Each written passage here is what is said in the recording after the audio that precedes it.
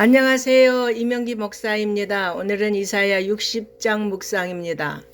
본장은 앞장의 마지막 단락과 직접적으로 연결되는 예언으로서 여호와의 영광이 그의 백성의 삶에 충만하여 그들의 삶이 해보다 더 밝게 빛나며 그러한 빛으로 인해 세상의 모든 자들이 그 빛된 곳으로 돌아올 것이라는 사실을 강조하고 있습니다. 본장의 예언은 단순히 유다가 바벨론 포로로부터 해방되어 고토에 돌아오는 것만을 예언한 것이 아니라는 사실을 알 수 있습니다. 궁극적으로 심판 이후에 이루어질 새 하늘과 새 땅의 모습과도 연결됩니다. 하나님이 당신의 백성에게 축복을 주신 것은 빛을 흑암에 처한 자들에게 밝게 비추어 그들을 흑암한 곳에서 건져내도록 하기 위함입니다. 따라서 빛된 존재로 명명받은 성도들은 기탄 없이 일어나 자신을 드러내며 그 빛을 비추어 흑암에 처한 자들을 일깨우며 그들을 참 빛이신 하나님 앞으로 이끌어야 하는 것입니다.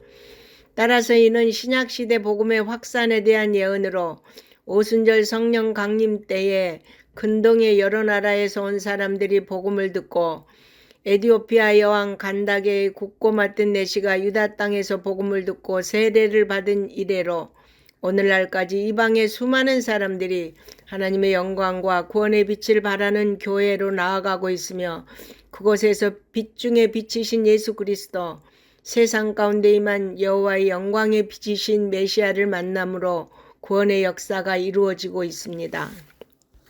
본문은 주로 징계에서 건짐을 받은 시온이 열방 중에서 권세와 영화를 누릴 것임을 예언합니다. 1차적으로는 예루살렘 성 재건과 이스라엘의 회복에 대한 예언으로 볼 수 있으나 궁극적으로는 그리스도의 구속 역사의 근거에 세워진 새로운 이스라엘인 교회의 부흥에 관한 예언입니다. 즉 그리스도께서 피 흘려 세우시고 친히 머리가 되시는 교회를 통해서만 구원에 이를 수 있다는 것을 분명히 한 것입니다. 역사적으로 로마의 여러 황제들은 그리스도인들을 많이 핍박하고 죽였는데 AD 4세기 초 콘스탄틴 황제가 기독교에 대한 박해를 중단하고 예수 그리스도에 대한 신앙을 고백하고 로마 제국 전체의 기독교를 제국의 종교로 인정하는 정책을 취하였습니다. 따라서 이 예언의 역사적 성취는 AD 4세기에 있었던 로마 제국의 기독교 공인과 국교화라고 할 수 있습니다. 그러나 영적 측면에서는 교회를 핍박하고 하나님을 배척하는 이방인들이라 할지라도 결국 하나님의 신적 권위를 인정하고 그의 구속 사역을 시인하며 교회의 구성원이 될 것임을 나타낸 것이라 할 수 있습니다. 하나님이 예수 그리스도로 말미암아 세우신 교회는 너무나도 영광스럽고 축복된 곳입니다. 그러나 오늘날 사람들은 교회를 이처럼 영광스럽고 축복된 곳으로 생각지 않습니다. 그 이유는 그리스도께서 원하시는 교회의 본연의 모습을 잃었기 때문입니다.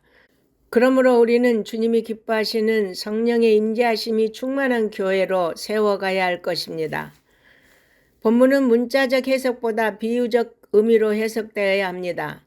하나님은 자신이 회복할 시온을 최상의 것으로 영광스럽게 세우실 것이며 나아가 그의 백성의 영적 삶을 금과 은처럼 영원히 좀먹지 않는 평강과 의로 충만케 하실 것입니다.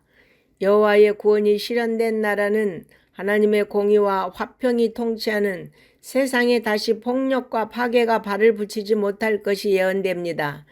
이는 더 말할 것도 없이 신약시대 교회에 속한 성도들은 결코 패할 수도 침해할 수도 없는 예수 그리스도의 구원을 그 방벽으로 삼고 사랑하며 궁극적으로 완전한 구원에 이를 것이며 그 같은 구원의 감사와 감격으로 찬송이 그 입술에서 끊이지 않는 삶을 살아가게 될 것이라는 것입니다. 이 예언은 참빛으로 이 세상에 임하신 예수 그리스도를 통해 1차적으로 성취되었습니다.